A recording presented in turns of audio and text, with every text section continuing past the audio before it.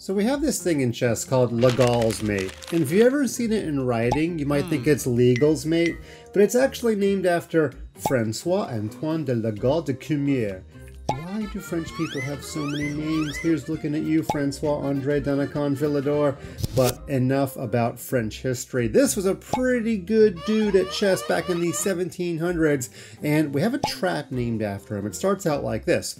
White plays the move h3, and if black wants to keep the pin on this knight, the bishop might go back to h5. Now the whole point of playing h3 is to put this bishop out on an island, and now Legal's Mate begins with knight takes e5, opening up an attack on white's own queen. Now first of all, the boring stuff, if this knight were to capture back, then in this position, because we made the bishop go back to h5, we can get our piece back by taking, and we end up with an extra pawn.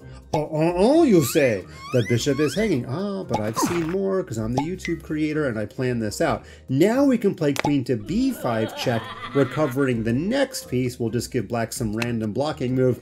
And if you count the material, white should be up a pawn. If not, I'm going to get my eyes checked. So that's the basics of Legal's Mate or Legal's Trap. But wait a minute, let's go all the way back. Hit that big rewind button. What if the bishop does take the queen? Well, now we get to be superstars, and we have the black king French fried. After bishop takes f7 check, the king moves, and now the other knight hops in, and it's beautiful. The two knights combining with the bishop for a checkmate, that is Legal's Mate. But let's take a look at another example.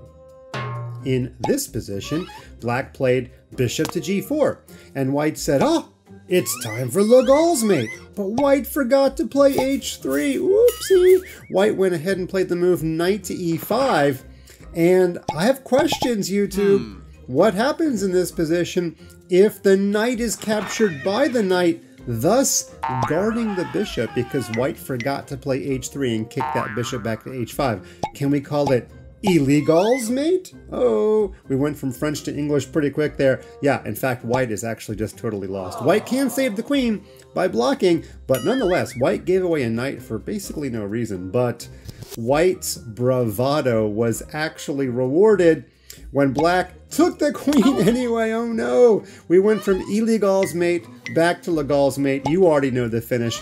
Bishop takes f7 check, king e7, knight to d5 is mate. And as my dad once told me when I was a young fun master, it's better to be lucky than good. But once again, you've got to force that bishop back to h5, usually to make this trick work. All right, hopefully you don't have 4 names, you just have a couple of names. I don't know what your name is on ChessKid, but go see if you can play this trap there. I bet if you do, you're going to show all your friends.